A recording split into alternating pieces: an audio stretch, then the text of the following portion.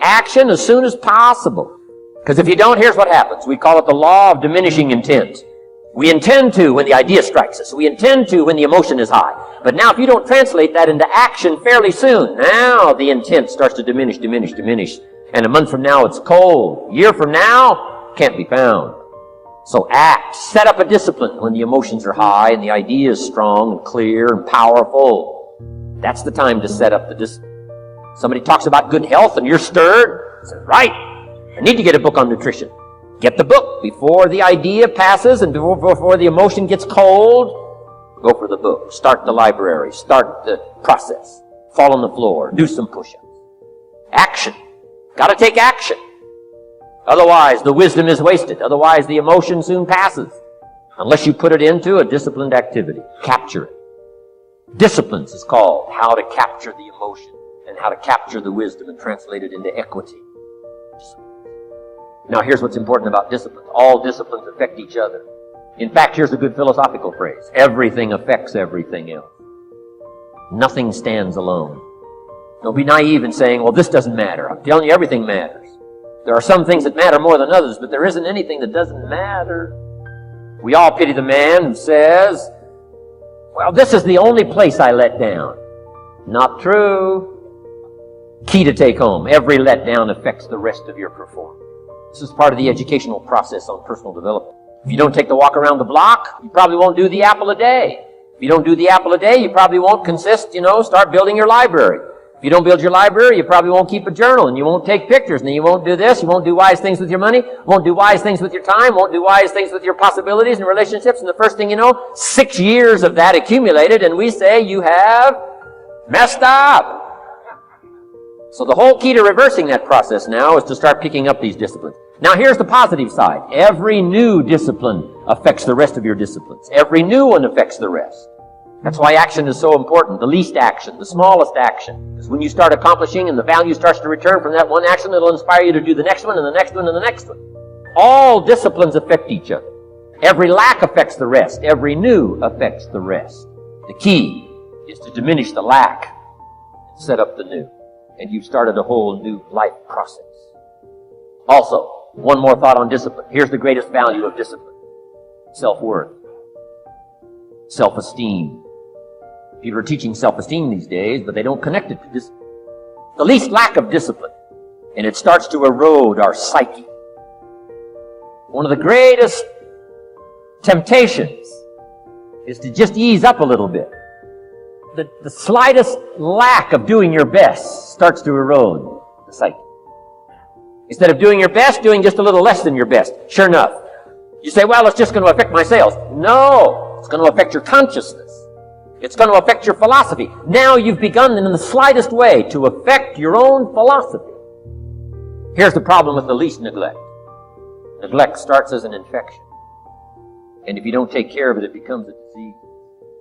One neglect leads to another. The worst of all, when neglect starts, it diminishes our self-worth, our self-confidence, our self-value. You say, well, how can I get back my self-respect? I'm telling you, you don't have to go to 29 classes. All you have to do is start the smallest discipline that now corresponds to your own philosophy, like I should, and I could, and I will. No longer will I let neglect stack up on me so that I will have the sorry scenario 6 years from now, giving some excuse instead of celebrating my progress. Let's get kids involved in the least of discipline. One more, and then one more, and then another one, and then another one, and then some more. And the first thing you know, you're starting to weave the tapestry of a disciplined life into which you can pour more wisdom and more attitude and more strong feeling, more faith and more courage. Now you've got something, a vessel in which to put it. And now the equities start to flow. And the early return, I'm telling you, if you'll start this process, the early return will have you so excited, you'll commit yourself to this strategy for the rest of your life. Your attention, for example, is mediated by unconscious forces. And you know that perfectly well. And this is another Freudian observation. You know, if you're sitting down to study, for example, your conscious intent is to study. But you know perfectly well that all sorts of distraction fantasies are going to enter the theater of your imagination non-stop and annoyingly. And there isn't really a lot you can do about that except maybe wait it out.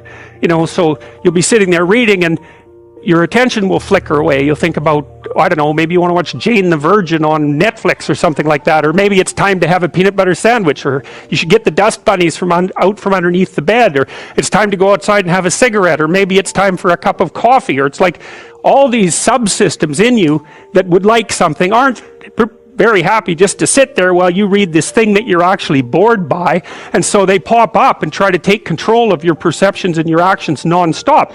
Maybe you think, well, this is a stupid course anyways. Why do I have to read this damn paper? And what am I doing in university? And what's the point of life? It's like you can really get going if you're trying to avoid doing your homework. And then you might think, well, what is it in you that's trying to avoid? Because after all, you took the damn course and you told yourself to sit down. Why don't you listen? Well, because you're a mess. That's basically why. You haven't got control over yourself at all. And no more than I have control over this laptop. Okay, so there's the memory function of the unconscious, and there's the dissolutive function. That's an interesting one. The unconscious contains habits, once voluntary, now automatized, and dissociated elements of the personality, which may lead a parasitic existence. That's an interesting one. I would relate that more to procedural memory. So what you've done is practice certain habits, whatever they might be. Let's call them bad habits. And you like those things to get under control, but you can't. So maybe when you're speaking, for example, you use like and and you say a lot. And you've practiced that, so you're really good at it. And you'd like to stop it, but you don't get to, because you've built that little machine right into your being, right? It's neurologically wired, and it's not under conscious control. And anything you practice becomes that. It becomes part of you, and that's another element of the unconscious, a different part. And then there's a creative part, which is that, well, you're sitting around and maybe you're trying to write something, or maybe you want to produce a piece of art or a piece of music, or maybe you're just laying in bed dreaming, and you have all these weird ideas, and especially in dreams, it's like, where do those things come from? And even more strange, one of the things that's really weird about dreams, and almost impossibly weird, is that you're an observer in the dream. It's like a dream is something that happens to you. Well, you're dreaming it, theoretically, so how is it that you can be an observer? It's almost like you're watching a video game or a movie, but you're producing it, at least in principle, although the psychoanalysts would say, well, no, not exactly. Your ego isn't producing it. Your unconscious is producing it. It's a different thing. It's a different thing. And of course, Jung would say, well, it's deeper than that. The collective unconscious might be producing it. It's in some sense, it isn't you exactly, or it isn't the you that you think of when you think of you. And that's the ego from the Freudian perspective, the you that you identify with. That's the ego.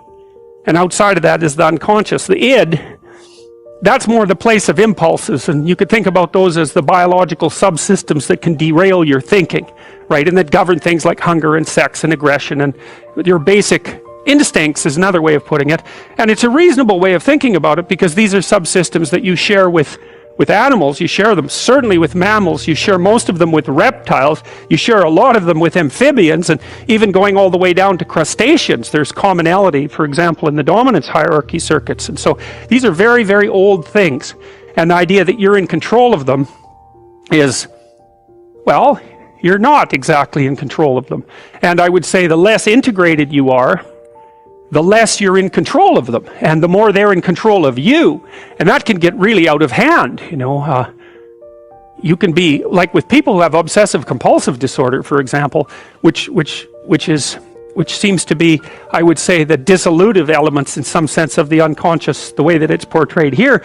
Poor people with obsessive compulsive disorder, they can spend half their time doing things that they can't really control, and they have very strong impulses to do them, and it's very hard on them to block them. They'll almost panic if those things are blocked. And then you have people with Tourette's syndrome, that they'll be doing all sorts of weird dances and spouting off obscenities and imitating people without being able to control it, and sometimes a little bit of antipsychotic medication can dampen that down, but it's as if there are these autonomous semi-spirits inside of them that grip control over their behavior and make them do things. And, you find that to some degree in your own life, because maybe you've become very attracted to someone, even maybe you don't want to be attracted to the person, and then you find yourself, texting them when you know perfectly well that you should be going to bed, and you know, you're in a grip of something, and you can't control it, and that's all part of the unconscious, and all part of what Freud was studying.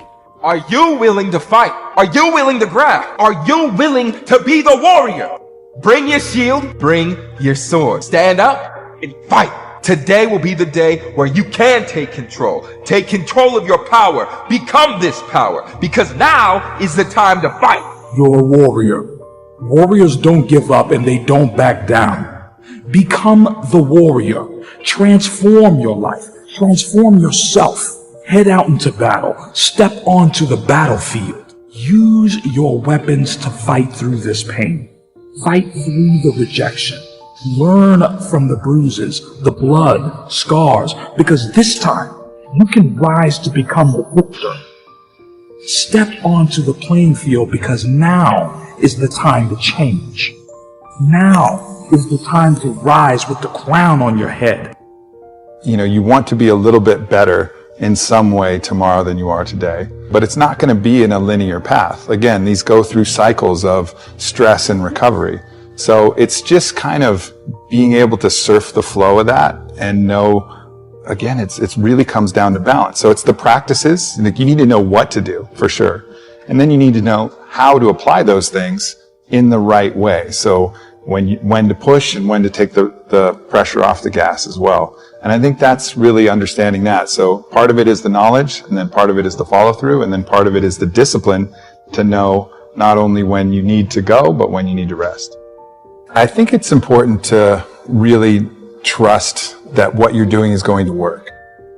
What's a day that makes life awesome and makes you, again, a little bit better tomorrow from having done it today? You have to really do the work. Like, you have to back it with hard work. You know, and if you ask Conor McGregor, like, what's the secret to his success? Hard work, hard work, hard work. I don't know if he actually works harder than anybody, but he believes he does. You know, he has no doubts in his mind that he's actually working harder. And that's, I think, important. So really making sure that you really do your best to get the goods, you know, and to practice that and to go out there and put yourself out there. And then on the other side, what is the antagonist of belief? Well, the antagonist of belief is fear. You know, fear is a belief that something negative is going to happen rather than something positive is going to happen. So it's like, that's on the other side. You're almost believing in your failure, right? Rather than believing in your success. So you have to go attack and collapse these different fears. And part of that is going to be sucking out the penalty if you fail, right? Because like a lot of the fear comes because we're afraid that we're going to judge ourselves harshly or whatever. So you got to realize, like, there is no such thing as failure. There's just learning.